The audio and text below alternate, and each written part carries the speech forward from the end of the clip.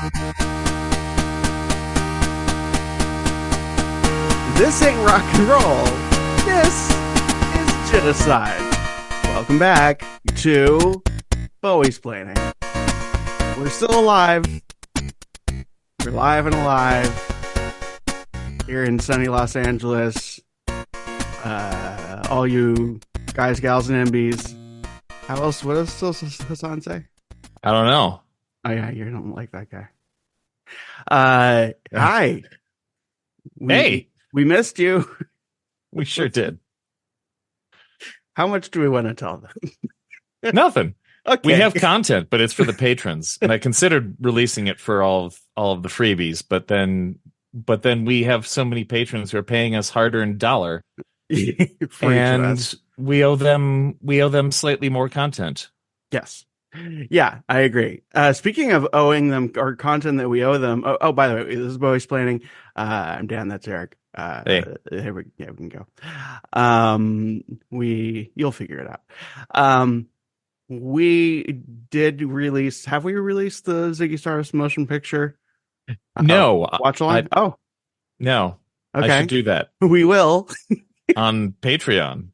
For our patrons. Just to give you all a little behind the scenes, we've been kind of falling apart as people a little bit, but I don't know what you're talking about. But we're getting better. Everything's just like the old Beatles song that I love so much. We're getting better.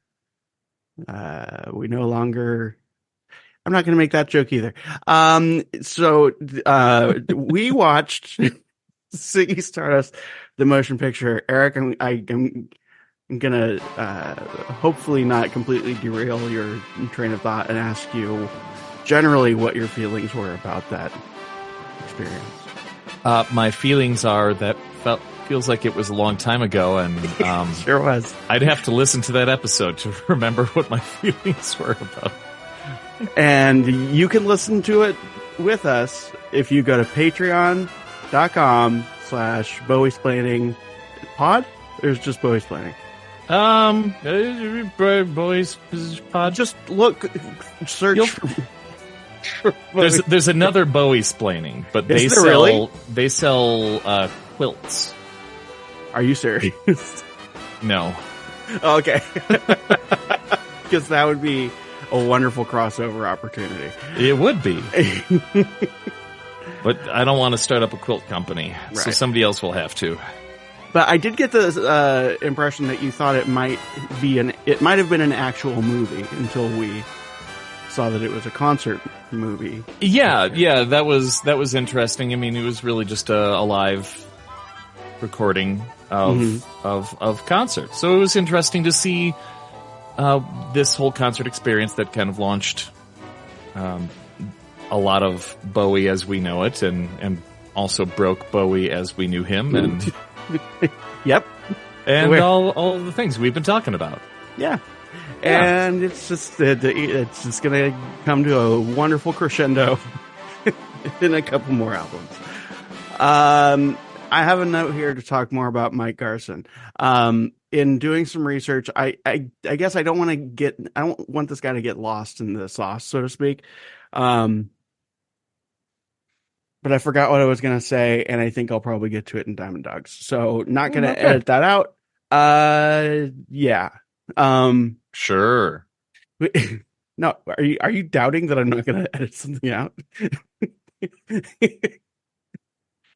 Yes, you've edited these shows before. Yeah, I have. If anything, I add things in. It's possible, yes. Yeah, I do.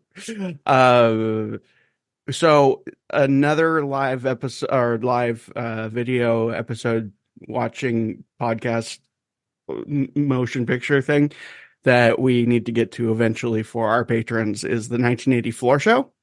That we will get to, and it could very easily happen. It could have very easily happened before we recorded this episode or after.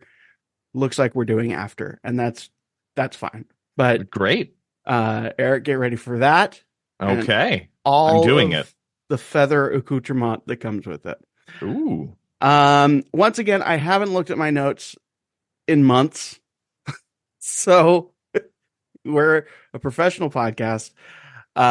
Which is why we recorded so many in advance, so that we're really not that far behind. Exactly. Yeah, we're only like a week or two behind in terms of the release. But we haven't recorded in quite some time. Anyway, enough of that crap. We are in the pinups and the late Ziggy Stardust period. It's kind of a wrapping up, a reaching around, some might say, to gather all the bits and pieces of this period of David Bowie's career and life and shove them all in an episode about pinups, because let's face it, the album ain't so great. Yeah, I mean, I've come to like some of the songs. Me too. Yeah. But there are a few I don't want to say throwaway, but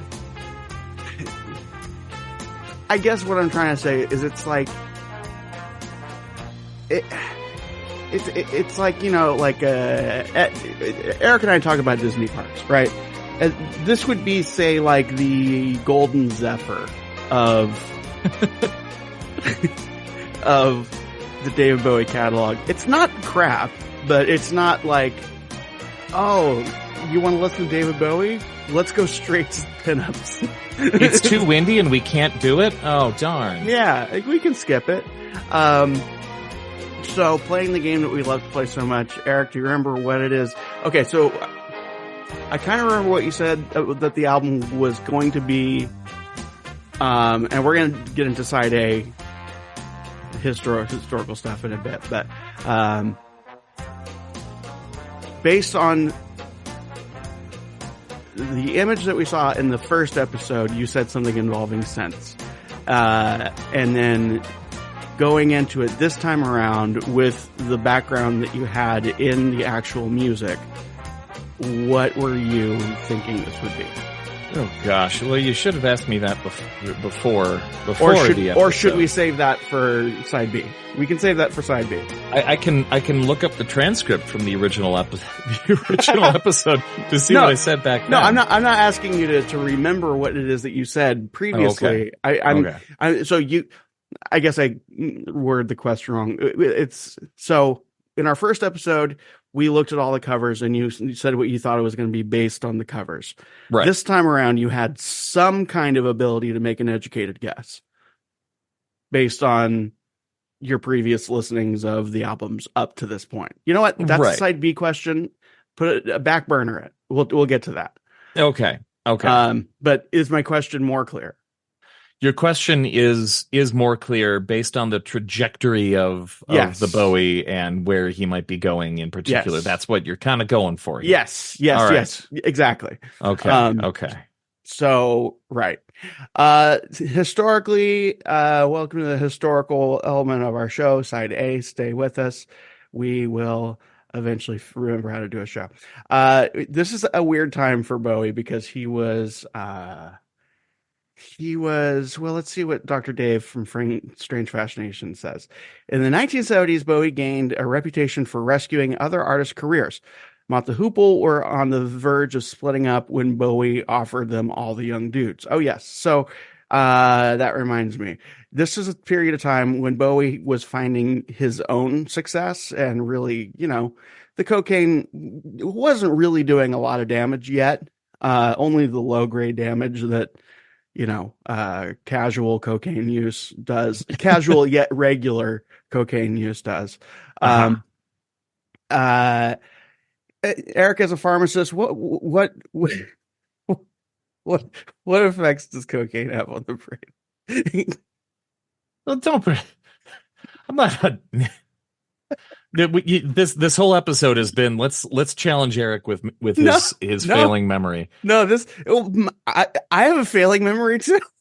I mean, when it comes down to it, I mean, you're talking about a drug that is a massive stimulant. It really affects the center of your brain, and its entire purpose is to hijack your hijack your normal energy levels. It's pushing you past 11 and using it frequently really throws off, really any sort of drug will throw off your ability to function without it. Mm-hmm. So when it comes down to frequent use, you need, I mean, there's the thing that we've all heard since we were young, like you can use it once and you're gonna die. But there's also the common, you use it more than a few times and you start to need more. This definitely happens with something like cocaine. Your brain comes to, the stimulation becomes just regular to you. So having that feeling, if that feeling of euphoria, if you're the type of person that really gets off on a drug like cocaine, the more you use it, the more you need more and more often. And coming off of it is just as bad. So you've got this war going on in your brain where your brain says, I need this to survive. And you think as a creative person, or, you know, as somebody like David Bowie, who's probably using it, I'm just conjecturing here, but probably using it to fuel creative endeavors, is saying, my success is because of all of the energy I get from this and all of the personality that I have with this. And you're basing an awful lot on that. So you've got this emotional component, and then there's the withdrawal component where you're coming off of it and your brain goes, oh, this sucks. So it's more than just not having it there anymore. Now you've got withdrawal to contend with, which causes basically the opposite effect all across your body. And just like any drug, it really, this one just happens to ramp up a little bit faster if you're using it frequently. So as a medical professional, I'm guessing you would say that you do not recommend cocaine. I do not recommend cocaine, despite it. I mean, it could be tomorrow's energy today, but it's. You're right. Yeah, in some ways it is. right. Now in our lifetime, but not in that like cold fusion sort of way. More, it is actually borrowing tomorrow's energy and putting it into today. That is fair. That is a great assessment of that statement. That was a throw-off statement. You're not wrong. Yeah, it's like a credit card for the soul. Cocaine, a credit card for the soul. Right. So then, so I'm applying some of like my dumb logic to what you've just said. It's like you're taking this thing and you're not really addressing the thing that you're taking it to cope with. And on top of it, you need more and more for it to have any effect. And it probably introduces some like state specific thing when you're like a person who creates things. It can introduce this weird thing where it's like, no, I need the drug to make the music. And then the withdrawal on top of that. It sounds really just like, no fun. Don't do drugs, kids. Yeah. Oh yeah, for sure. I mean, yeah, that's a very good assessment. Am I the same person anymore without this drug? Right. Will people still like what I'm doing? Will I still like what I'm doing? Can I continue to do it? This is, it really, this happens, like I said, with anything. This is, the tortured author who needs a bottle of whiskey to get through his next book. Or some people, I wouldn't know, any of these people perhaps feel that they need to drink a certain amount in order to sleep. Sounds like a completely theoretical situation. Totally fictional person. Right. Not one of us are aware. Right. We've never met these sorts of people. No, I have heard about them in stories, though. I saw a story on Reddit once. One can imagine that this is something that might happen to a person. You're right. So, by the way, we are going to do a little bit extra of the housekeeping stuff in this episode, and that includes a lot of the cocaine talk, mainly because I'm almost certain the Diamond Dogs episodes will be like 5 hours long. So, oh gosh, I'm really trying to not make it that. But I want to get kind of these pieces out of the way before we get there, because let's face it, it's pinups. Again, to make another Disney reference, it's the Disney Hollywood Studios of Bowie. Maybe more like the Walt Disney Studios park in Paris, or now the Walt Disney Studios Adventure Park, or possibly the Blizzard Beach. I don't know. Everyone at home, you can come up with your own analogy. Dial 856 our ears and let our operators know what you come up with.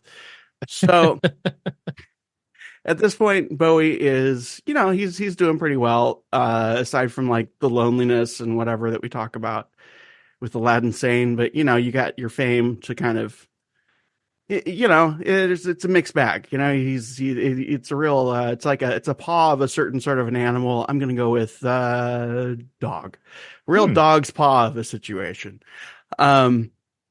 And he was also kind of looking around at the people who he was inspired by, people like Mott the Hoople, Iggy Pop, Lou Reed. And he was like, hey, these guys are big, right? You know all these people, right? And they're like, no, actually, these people's careers are in decline. So he starts kind of collecting people to collaborate with, and those people are people he collaborated with. Bowie, in fact, was going to offer Suffragette City to Mott the Hoople, and they said, actually, we really like that idea, but we're breaking up. we kind of suck, and this song kind of rules.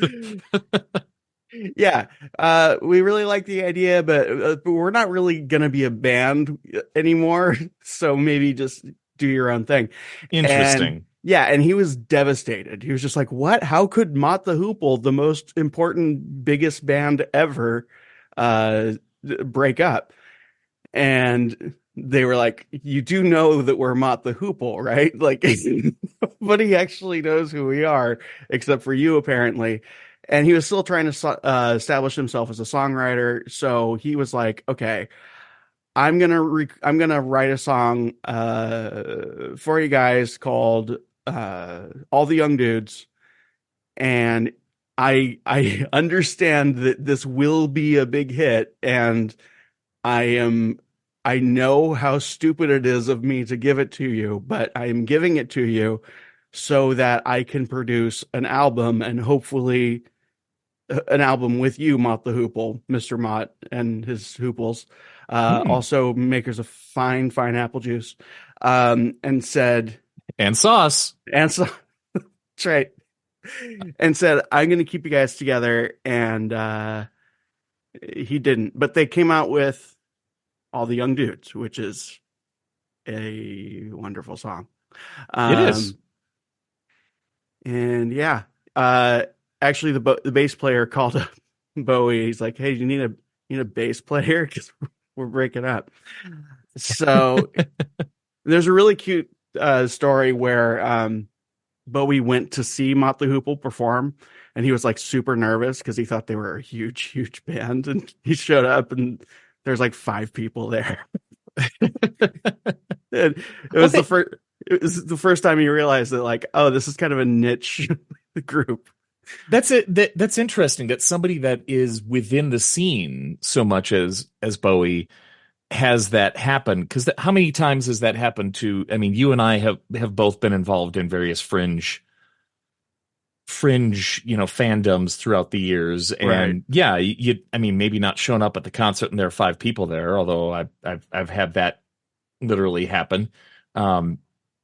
It's just saying, wow, I found this amazing thing. I can't wait to see who else is interested in this. And until really the internet, there are so many times where you're like, well, I'm the kid at school. Yeah. And you find the other one, like the other kid who read The Lord of the Rings, and you're like, we are now best friends.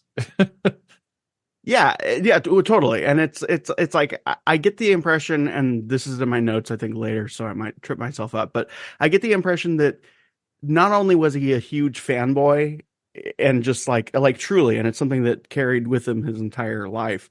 But I think he also wanted to give people some sort of shorthand to understand what it is that he was doing. So so it's like, okay, well, if you know what Lou Reed's about, then it'll make what I'm doing in this direction a lot easier to like grapple onto. So it's not just about me being weird. You can actually see the influence, and like that's totally cool. I want you to see the influence. Yeah. But that's a lot of just my opinion thrown in there. So he did in fact produce Mott the Hoople album, and you would think I would have the album name here, but I do not. Fun fact, Tony DeFries tried to sign them, and Ian Hunter was super suspicious and hid the contract from the band without ever signing it. Because it was just like, no.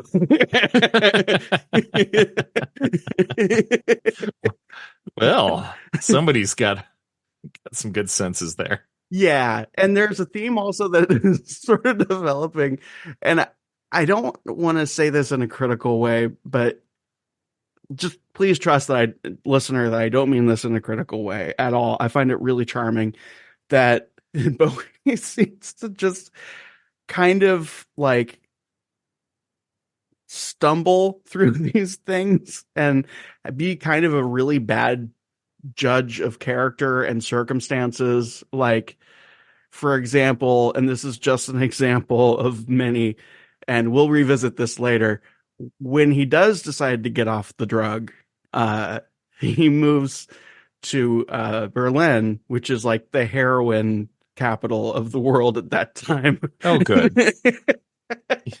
A new community to enjoy. Yeah. But it's okay because he didn't like downers, so it was like not a problem. It's just super ironic. And these are the sort of themes that I'm starting to see in the career, where it's just like, we thought this was going to happen, but I guess the tape recorder didn't really work, but we used the recording because it sounded good.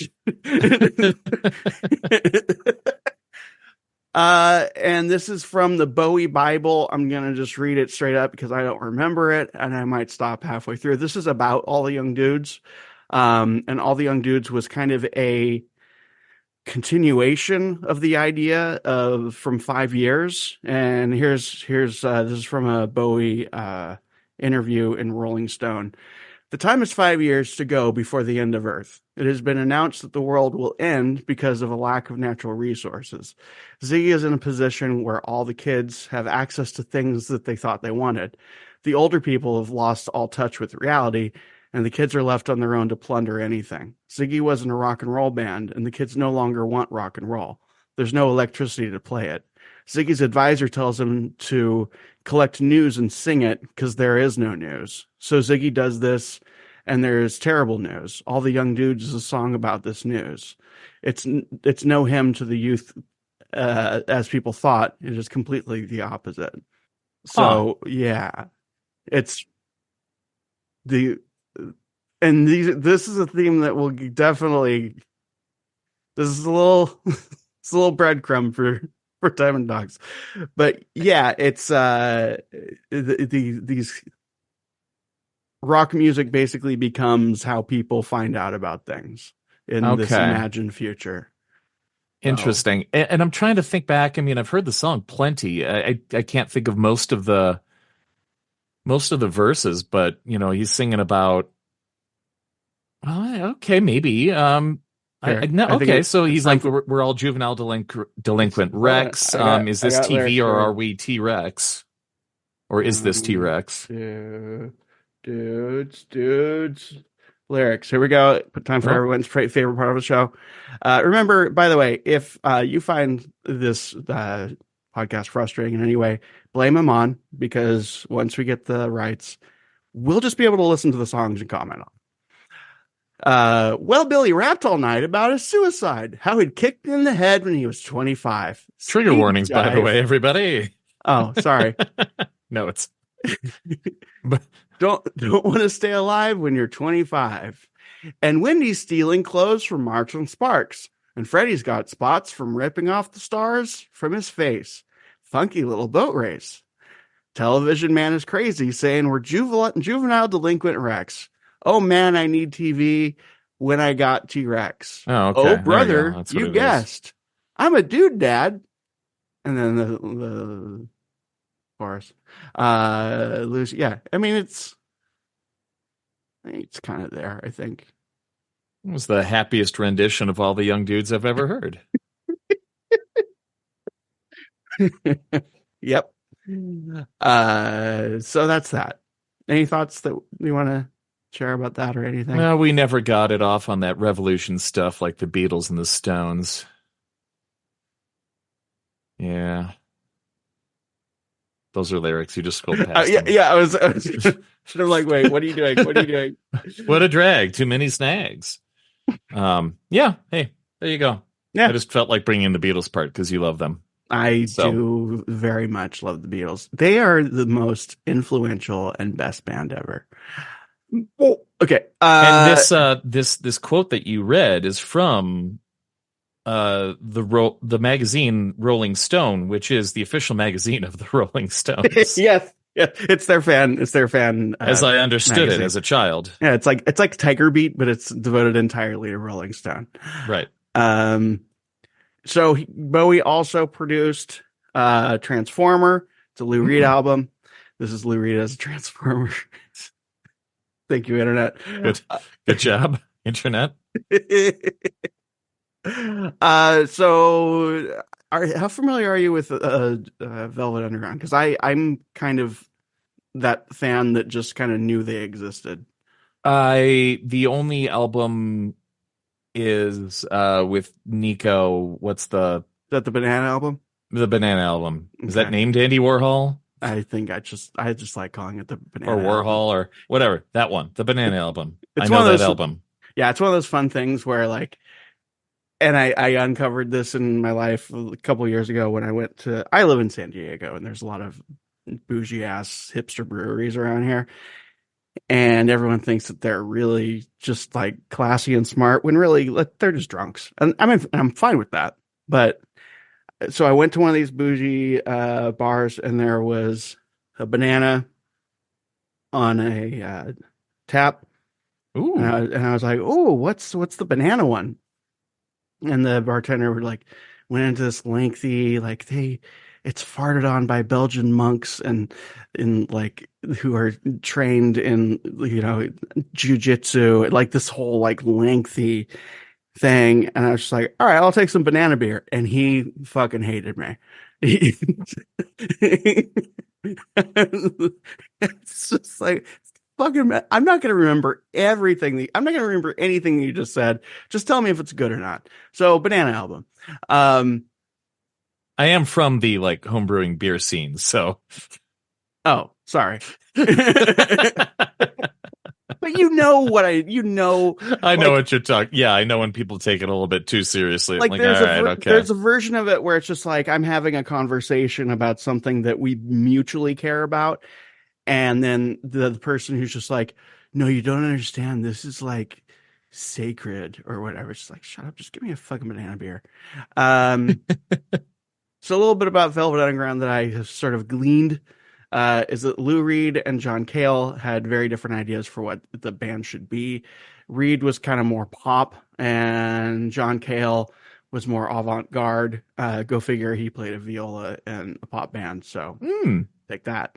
And they were kind of in a perpetual state of being influential to a bunch of people, but never really taking off.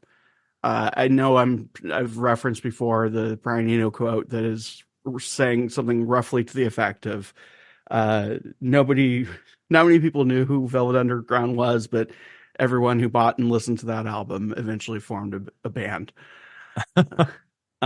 which I suspect is true. By the way, this Lou Reed's work with David Bowie led to what I like to call, this is the first visual joke in the episode, everybody. This is what I like to call Lou Reed's Marcia Clark period. There we go. Marcia Clark was a lawyer who worked on the O.J. Simpson trial as a prosecutor. That knowledge is also necessary for some, yes. Although I would suspect most of our listeners probably get it. Yeah. Probably. And those of you familiar with Lou Reed's various looks, that's what I'm referring to. And if you'd like to see this image and the rest of our slides, please join our patron group. It's $2 a month, one for each of us. Although when I last looked, it's apparently 3. Oh, so maybe I fat fingered it. Oh, it's $1.50 for each of us, or maybe Patreon wants their own buck. Wait, hold on. Do you go through Apple?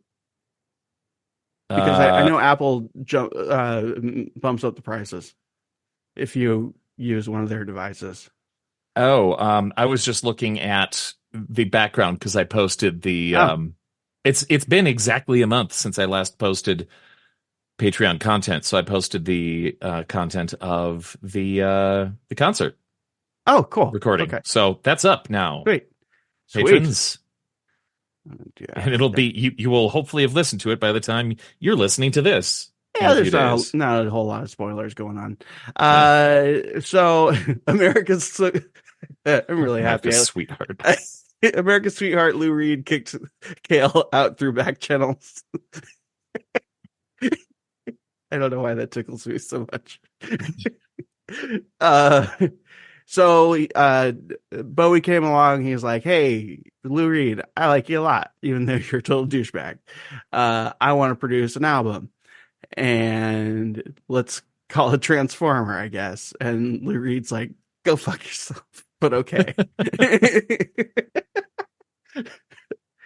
And Transformer was produced by David Bowie himself and Mick Ronson. It was engineered by Ken Scott, but Ken Scott was advised by people who kind of were aware of the Tony DeFries situation to like not officially be involved with anything ever. Oh, okay. Yeah. So this is the thing I was talking about. Go away. There. No disruptions. Bye-bye.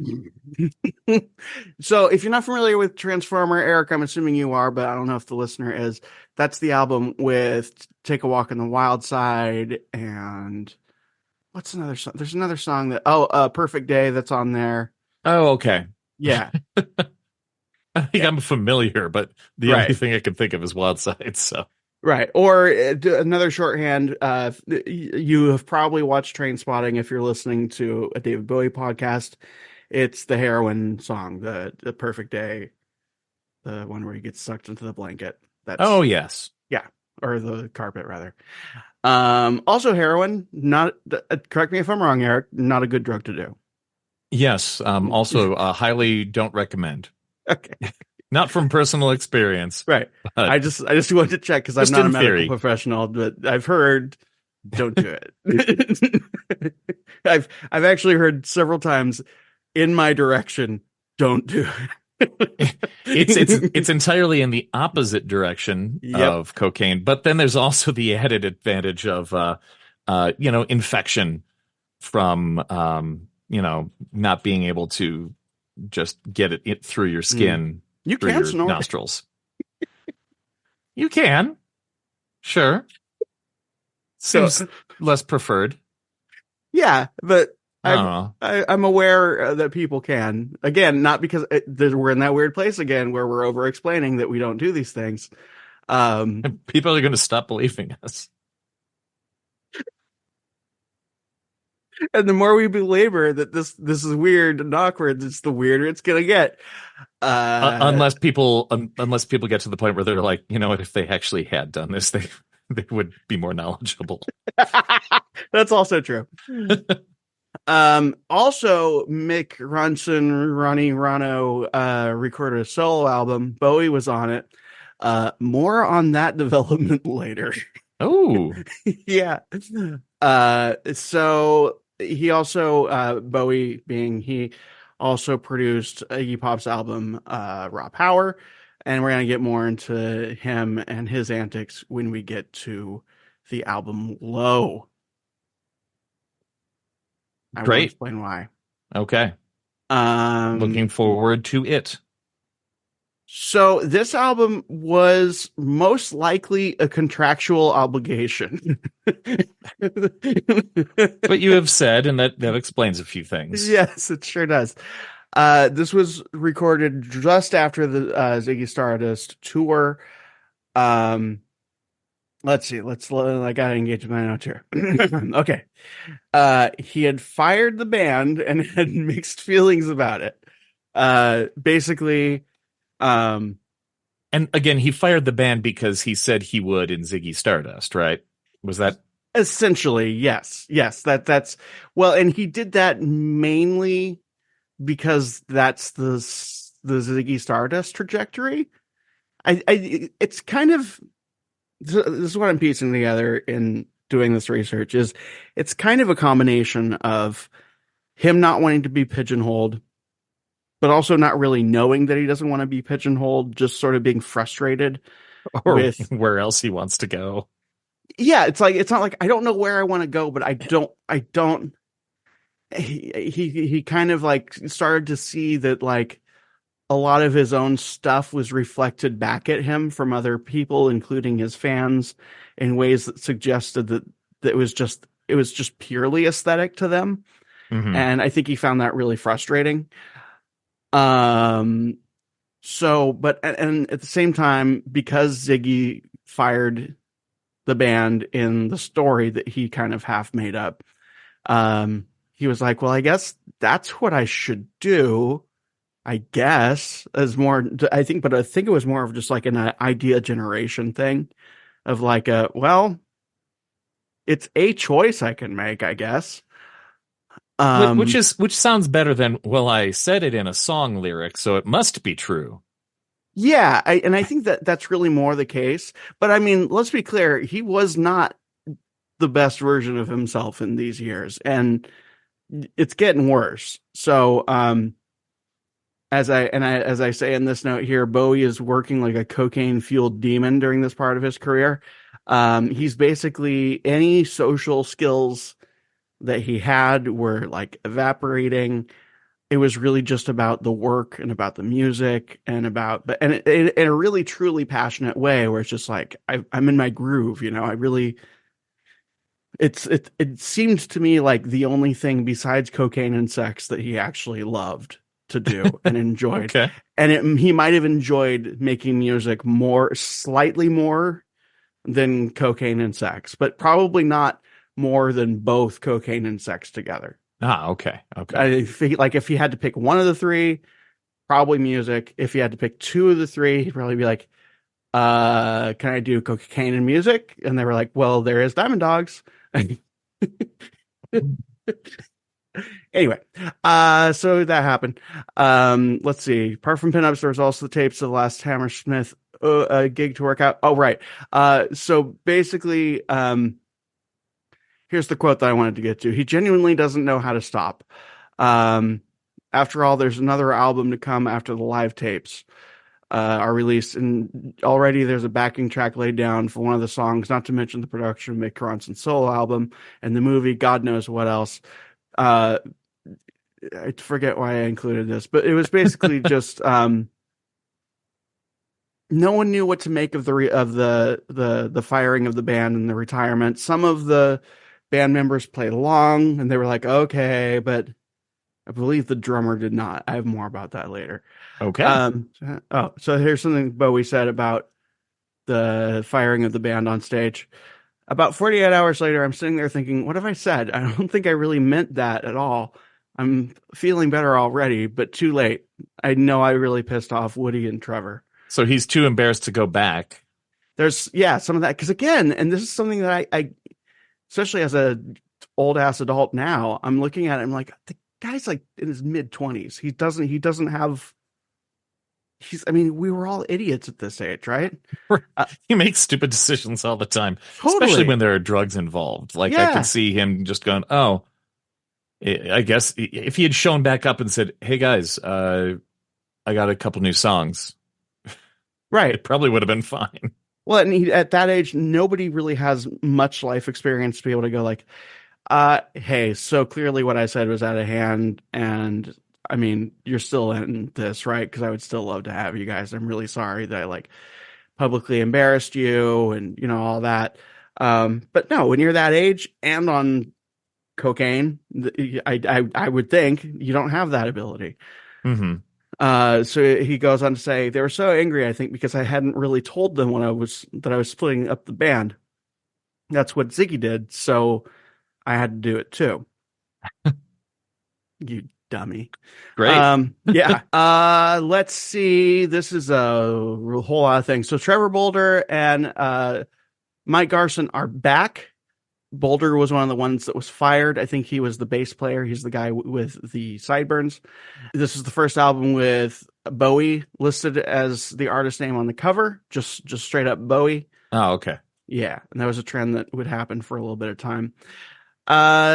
Ainsley Dunbar, who is like this mega session drummer who had occasionally landed in some impressive bands, replaced Woodmansey. This was the final album with Mick Ronson until he releases Black Tie White Noise like decades later. It's also the last album with Ken Scott around. So Ken Scott essentially worked for free because he wanted to, and he figured it would be a good career move. And because, you know, Bowie was popular, he was advised, like I said, to not be involved in any side projects which were happening at the time, of which there were many. But, you know, he was still interested in working with Bowie because they enjoyed working together. But he was like, just don't tell Tony, okay? Don't tell Bad Tony. Ken Scott would take some time off when his grandkids were born during this time, and Bowie and Mick Ronson would take up production duties when this happened. And this, I think, probably led to Bowie getting more comfortable as a producer, which we will hear more about with them Diamond Dogs. So here's a lot of Diamond Dogs foreshadowing happening here in this episode. Diamond Dogs is a lot. Okay. So let's see. After the final concert, Mick Woodmansey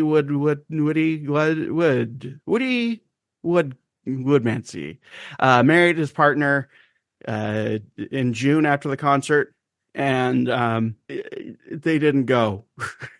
Mick Ronson and Bowie did not go. And not only that, but Tony DeFries basically called during the ceremony. I'm not going to read the whole quote. I'm trying to remember it. During either the ceremony or the honeymoon or somewhere around that time, Tony DeFries, aka Bad Tony, calls Woody, and he's like, "Yeah, you're off the team." So, yeah. Okay, here we go. Here we go into the world of Tony DeFries. This album was recorded in Paris to avoid British taxes. Let's see. Oh, yeah, I just want to add this disclaimer here for the sake of clarity. The awfulness of Bad Tony is, if anything, being underreported in this podcast. Oh, no. So here we go. There's a lot of legal murkiness around this period. There's a lot of confusion. I've just tried to straight up figure this timeline out, and it's like people are kind of, I don't know if they're still legally connected to each other or not, or if Bowie's trying to get rid of him, or if DeFries is trying to get rid of Bowie, or if everyone is just like, something's fucked up. we need to be very careful. But yes, he was bad. So Main Man was not expected to pay anyone at this time, which was the company that Tony DeFries set up, funded by 50% of everything David Bowie made. And here are some fun links that I haven't seen since I made them. Oh, okay, here we go. This is all about Bad Tony. So we have, this is about Main Man. Let's see. The Main Man group of companies was first a kind of rights management organization formed by entrepreneur and impresario Tony DeFries. This is all written like by him, by the way. Oh, okay. Yeah. that supported and helped to develop the careers of various artists, including David Bowie, Iggy Pop, Lou Reed, Mick Ronson, Mott the Hoople, Ian Hunter, Mick Ralphs, Dana Gillespie, Amanda Lear, John Cougar, many others.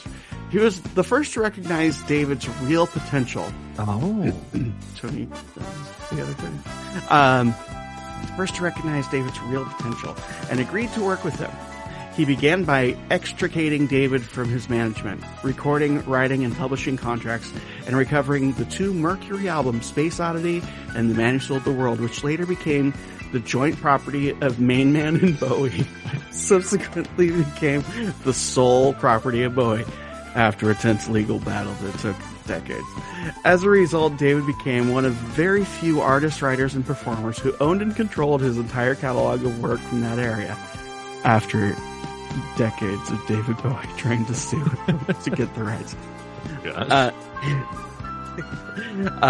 Other significant recording artist catalogs from that era are owned by major record companies and music publishers. Tony created a unique new structure that would secure future rights ownership and allow David the freedom to explore his creativity while Tony focused on the business affairs. This guy sounds amazing. By his own admission. What could possibly go wrong? All of this was possible only because of the broad legal, business, music, media, rights, and entertainment background Tony brought to the table. You want to hear more? Because it gets. Oh gosh. Okay, here we go. This guy's just writing all about himself. Okay. Yes. Over the next 4 years, Tony took David from an unfocused dilettante to superstar with the success of the albums The Man Who Sold the World, Hunky Dory, The Rise and Fall of Ziggy Stardust and the Spiders from Mars, Aladdin Sane, Pin-Ups, Diamond Dogs, and Young Americans. While mining a period of creative brilliance, Bowie also wrote and produced All the Young Dudes, which became a huge hit for Mott the Hoople in July 1972. After which, Tony teamed Bowie and Mick Ronson to produce Transformers. He's like a Svengali, according to this. Wow. Tony found all of the best sources of cocaine for David and all of his pals. All of the ideas are Tony's. He's like anti-Walt Disney in some ways.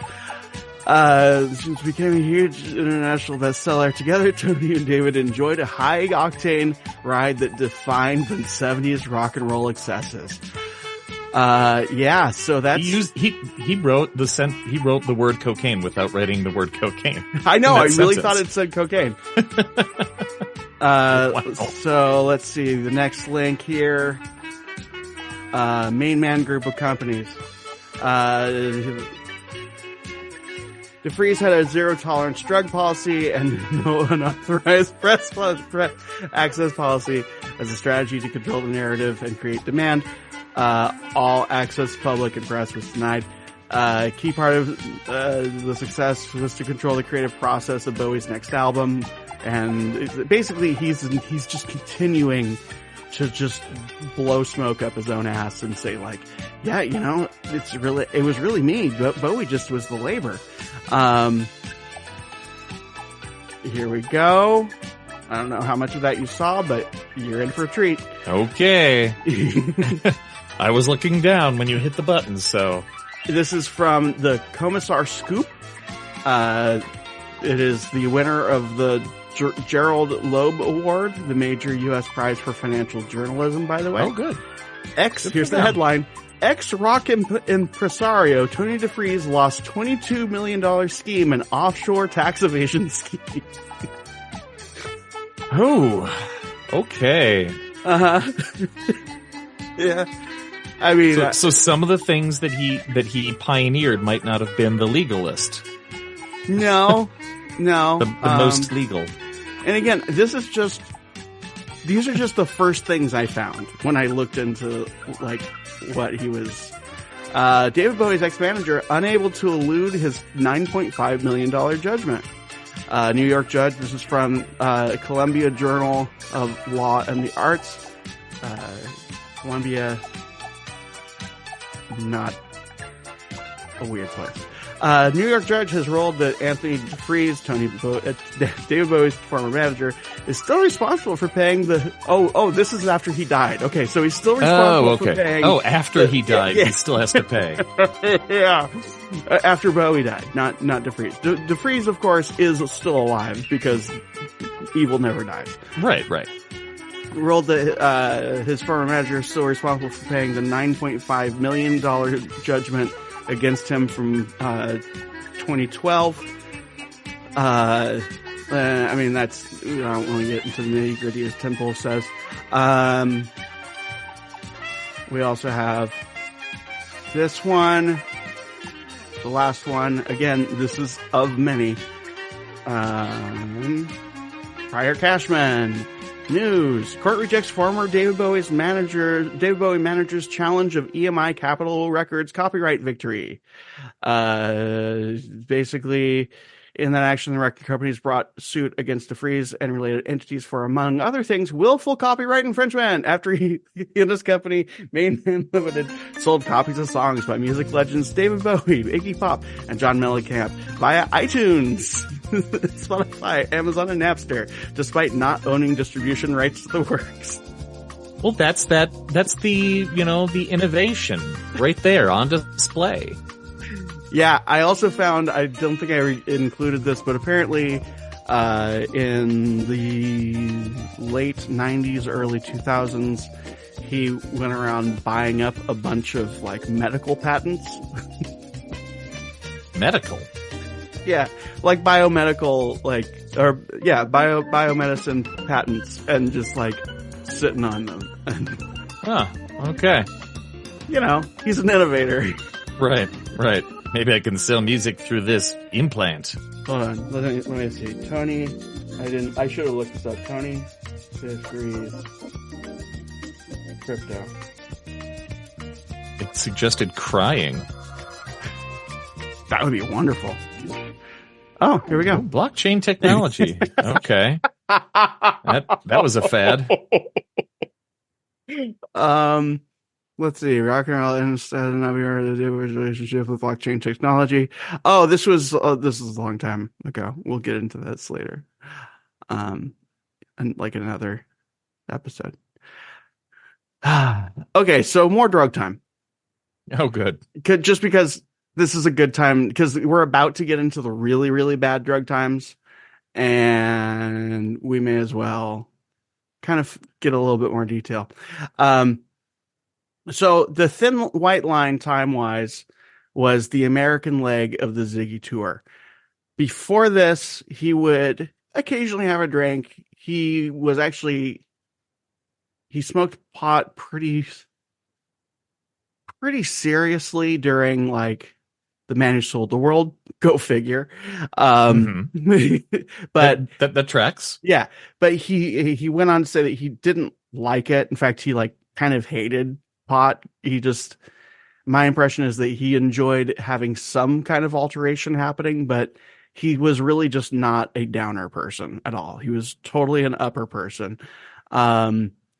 He would do the occasional bit of speed here and there during the Ziggy Stardust years, but it was all just purely recreational. And in some of the interviews I found with him, he would say yeah, I actually really enjoyed recreationally doing these drugs when they were actually recreational.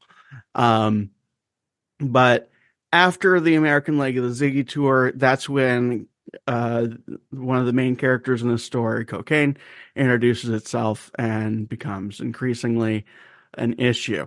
The next turning point would be from Diamond Dogs to Low. Diamond Dogs is kind of when we reach peak cocaine. That's when we're into problem cocaine. There's an argument, of course, to be said that any amount of cocaine is problem cocaine. But in terms of how bad it gets, Diamond Dogs, those years up through to Low is when we're in real bad territory. Let's see. Hunky Dory and Ziggy were fairly drug-free. Some speed here and there with Ziggy, just like I said. Oh, by the way, here is a picture of David Bowie's cocaine spoon which he kept in his pocket while recording the Diamond Dogs album. That is, I don't know where that was, but hey, let's see. He had fun being in which museum this is in, or I think it was in the David Bowie Is exhibit. I don't remember exactly. Huh. Yeah. What an odd thing to have kept. It fits with the Bowie fandom, I suppose. I mean, you're still not terribly familiar with what it means to be a fan of this man. So it does make sense that where you'd be like, oh, look, it's his cocaine spoon. And I see the corner of the Diamond Dogs album cover next to it. So no wiener. So his paranoia around his own cocaine use was growing during this time. Tony DeFries had a no drug policy, like we said. So I think that it was an open secret between him and Bad Tony. And I'm pretty sure that Bad Tony was pretty explicitly finding the drugs for him. But at the same time, it was kind of an open threat and a thing that he could hold against him if necessary. And Bowie not being in the best psychological state was like, oh no, I'm going to get fired. And, you know, like in any abusive relationship, it's like, I need my Tony. Tony loves me. He gave me flowers the other day. It didn't necessarily help that Bowie had a lot of fun being in character, in quotes, in interviews, because later he speculated that his mental health really declined because doing that while also dealing with the associated identity issues that apparently come with cocaine made him feel like he was losing his mind, which he was. Let's see. He recalled the last period when he was more or less in control of his addiction. You would think that I would put a date, but I think we covered that. Okay. Yeah. Eric, you want to say some things? We're in the part of the show where you're telling me things and I'm reacting to things, and that's fine. I just need a voice break. I'm not complaining about your. I'm not implying that you're not contributing. I could just use a little drink break. I could just put music over this if I need to.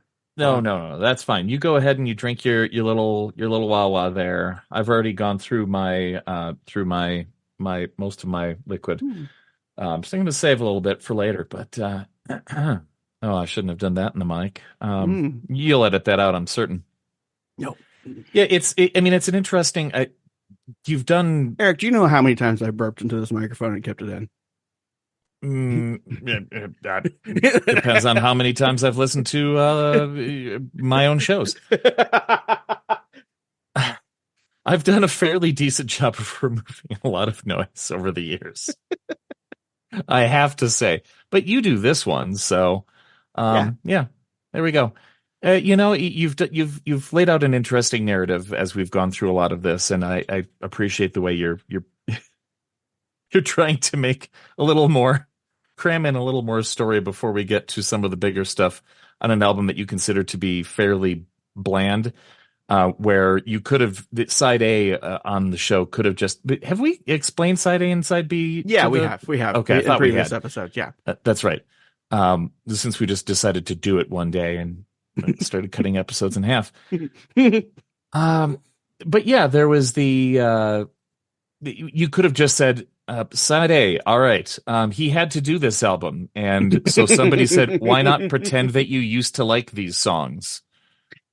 Yeah, and that kind of is the actual side A for this album, but I figured since we are at a transitional place, and I really do, I think you've definitely caught on, and I hope the listener has caught on, that I really, really do want to present like a narrative arc to David Bowie's career and have it be like, because there are a lot of things that when I read about him, like when I decided that, okay, I'm a fan, I'm going to actually like read about this person. I had no idea that his early career was as fucked up as it is.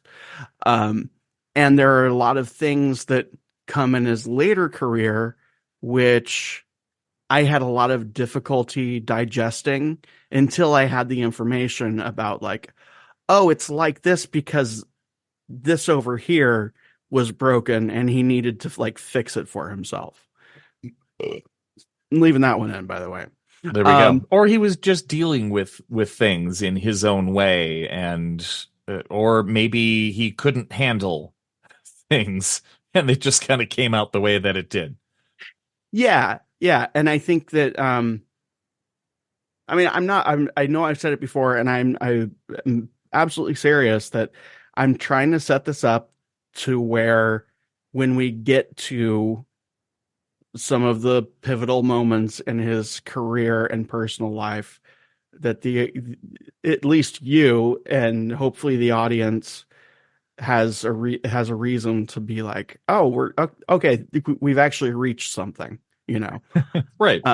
And because again, I can't say this enough, I want everyone to be crying with me when we get to Black Star, mainly so I don't feel so bad for doing it. This is all that. We'll see. That's the entire purpose of this entire listen through for you. Can I ask? Kind of become that, yeah. Can I ask, because you started the show on the premise that you wanted a partner on your semi annual-ish whatever time period listen through of all of Bowie's material. Have you already done the full listen through? I have not. Are you parsing it out like I am? I'm parsing it out. Okay, all right. But I'm probably not listening to each album as much as you are, because I've listened to them so many times. Okay, that's fair. So, but it is continuing to give me, for the most part, a better appreciation for each of these albums, and we'll get into why I said for the most part on side B. So this album was originally planned to be an all covers album with one Bowie song, and that was going to be a re-recording of London Boys, which is on the album that we like barely listened to. Which could have been, it would have fit time wise with like the time period he was playing with here. A lot of speculation says that this album Pinups was put out because in England they already loved him, or the UK or whatever I'm supposed to call that fucking country. Take that. Nomenclature. Go fuck yourself, King of England. A bunch of corgis attack me. So he's a cancer survivor, Dan. I don't know. What if I just said I was too? That would cancel it out. Oh, there you go. And then the corgis would That's slowly back valor. Away. Stolen valor. I'm bald. People will believe me. Especially Spectrum Magic is a parade that used to happen at Walt Disney World. Speculation was that this would probably be an instant bestseller in the UK, because basically he's at the point in his career with that audience that he could just like chart continuously on vinyl and they'd be like, this is the best fucking thing I've ever listened to. And he's trying to break into the American market. He's broken into UK market, like unquestionably, and most of Europe, I would think, because it's all the same. Clearly, I mean they have the same currency. Sure. Listener, before you get angry, you're very pleased. I love, yeah. They wanted him to break into the American audience in a more, powerful way, and they figured the Americans don't know these fucking songs, so it may as well just be a new album. Okay. Yeah. Now there's some controversy around a lot of the promotional stuff around this was basically him saying like, oh, these are all the songs I grew up with and I loved so much. The sort of consensus is that he probably did listen to them, but like he's never talked about them outside of promoting this album. It's more of just a like, I think the Who presence is there because he was definitely more of a mod than a rocker. Okay. Yeah. So it's like I went in that direction and hey, it's the Who, you know? Because like there's no Anthony Newley, there's no Jacques Brel, there's no folk stuff, there's no Dylan, no Lou Reed, which again that's America, but the idea of like these are songs that I have a deep connection to that he really tried to push, it might not have been exactly true.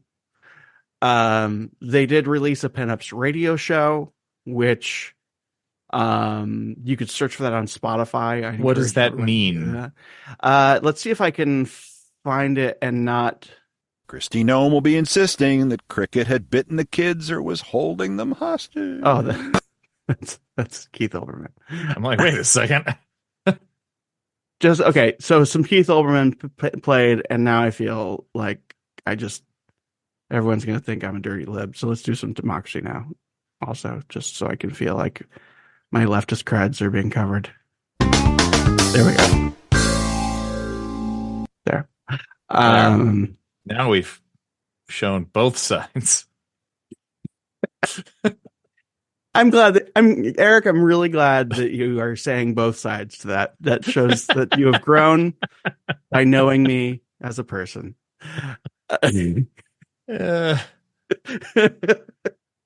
Oh gosh. Okay, so I gotta turn this way down. Here's Rosalind. This is a thing that you can search for on the Spotify. And then I gotta change it. Okay. Here's the end of Rosalind. Oh, come on. Where is it? Anybody Oh, here. Oh, so there's a narrative. So they turned it into a radio show.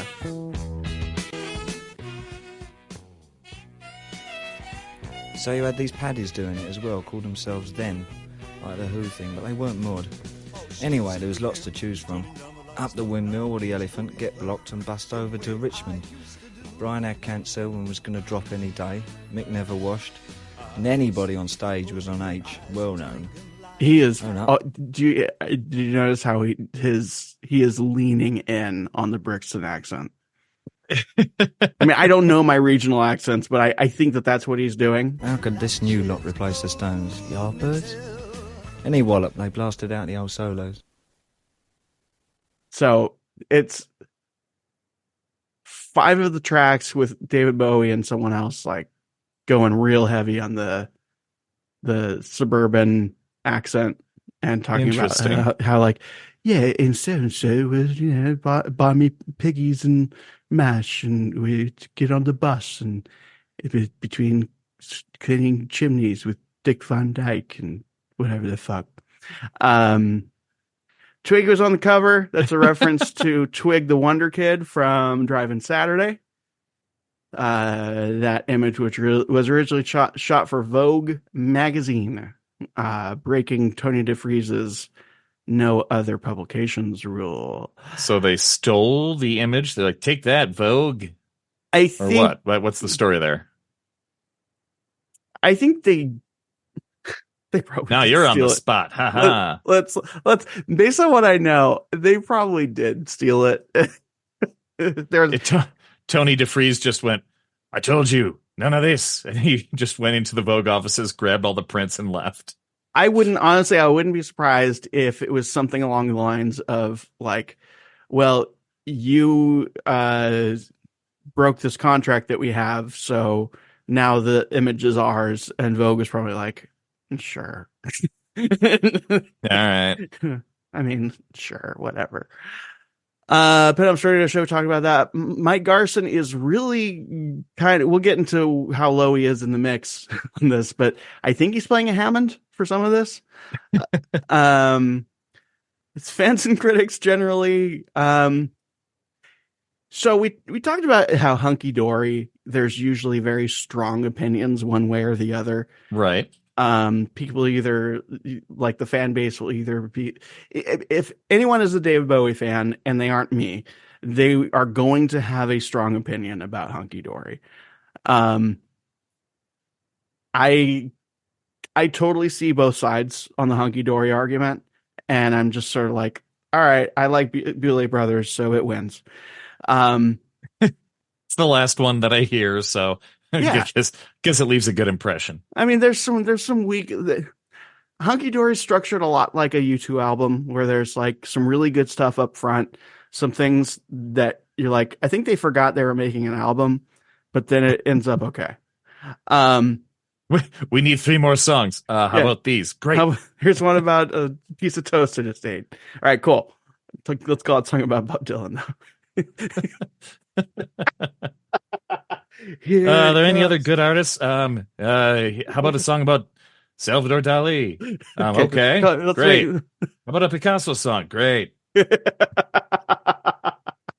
Yeah, basically. David, do you want to write songs about non-painters? No. Here comes again that knife with jam on it. Okay, anyway. Right. I the way that I get around this album existing at all is it's just a party album. To me, it's just kind of, it's a thing that you can put on and no one's gonna be like, well, unless they know the original versions, no one's gonna be like, what the fuck is this? Why is this still on? It's got a good tempo. It's got the instrumentation that you want in a party setting. Okay. It's got a good beat you can dance to it, kind of thing, you know? And I don't think it was intended to be anything else.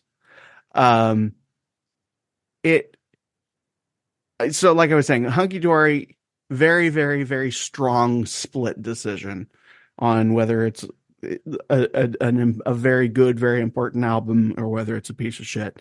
This one, absolute middle. Like, there's within the Bowie fan community, there's maybe 4 people who are like, no, this is an important album and you need to understand why I love it so much. It's basically, it's like that Tesla that you see everyone driving on the road where you're just like, there's another one. it's that. Hey, he made another album. Yeah. You gonna buy it? Maybe. Okay. This was, I believe, I have $10 in my pocket? Sure. Yeah, totally. This was, I believe, the last album in the catalog that I listened to, if not the second to last. And every person that I talked to who knew his entire catalog was like, I mean, you really could skip it. But why at this point? Again, it's the Golden Zephyr of Bowie albums. It's like, I mean, you look at it, you probably know what's going to happen, but I mean, you may as well go on it. It's not offensive. They don't like secretly kill you or anything. It's fine. We're almost there. So Mr. Brian Ferry came out with another album around this time. It was a cover album. That's all he did for his solo work for some time. But he did something a lot more interesting with them, I think, in that he called them Readymades, which is in itself an art nerd thing. On the screen as well are 2 examples of Readymades. Eric, do you know what Readymades are, or do I need to explain to both you and the audience? I believe an explanation is necessary, although looking at these pictures, I'm starting to develop my own theories. But go ahead. Please explain. Okay. You're not necessarily on the spot. I just want to see how close you can get there without any explanation. Based on what you're seeing, how would you describe, if I were to tell you these 2 so I have on the screen an old iron with like nails on the wrong side of it. I mean, it's all the wrong side with an iron, but it's the most wrong side.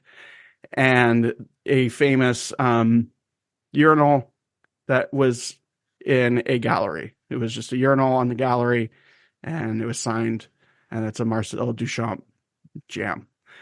based on that information, and again, this isn't an on-the-spot moment, I'm just curious, because I'm a big nerd for this particular area of art, what comes to mind when you see Readymades and that?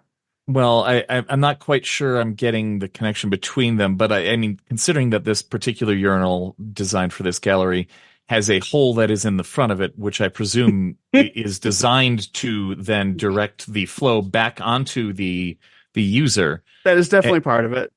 Perhaps these are absurdist sort of takes on something that is normal, that is designed to make them either useless or perhaps unpleasant.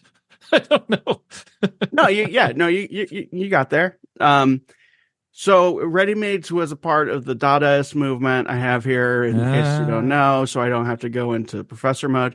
Developed in the reaction to World War I, Dada movement consisted of artists who rejected the logic, reason, and aestheticism of modern capitalism, instead expressing nonsense, irrationality, and anti-bourgeois to protest in their work. So, of course, I hate these people very much, as I'm sure you can guess. They... the idea was, I'm going to take this thing that's already here, I'm going to make a couple aesthetic changes to it, and I'm going to present it as a new thing, but it will in fact be new because the slight changes I make will comment on the thing itself or the context in which it's presented. Mm-hmm. Dada was a wonderful thing that could have only lasted as long as it did, because it basically said both artists and the art audience are completely full of shit, and by proving that to them and to ourselves, I'm going to hang a urinal on a gallery wall and sign it, and people will have an argument over whether or not it is actually art. And okay. Brian, famously has peed into the I believe the sculpture is called Fountain. Brian, has peed into the fountain before, and it's a story that everyone should look up because it involves a series of tubes. Oh, that he came up with, because of course the security is very tight because everyone wants to pee in the urinal, because haha, I'm going to pee in the urinal. So he devised a system with tubes and some water bottles in which he could in fact get a very small amount of his own urine into the sculpture. This is like the hero that created a reverse water backpack, like one of those hiking backpacks, and then went to Taco Bell and filled up an entire backpack with Baja Blast from the soda fountain. Yeah. Yes.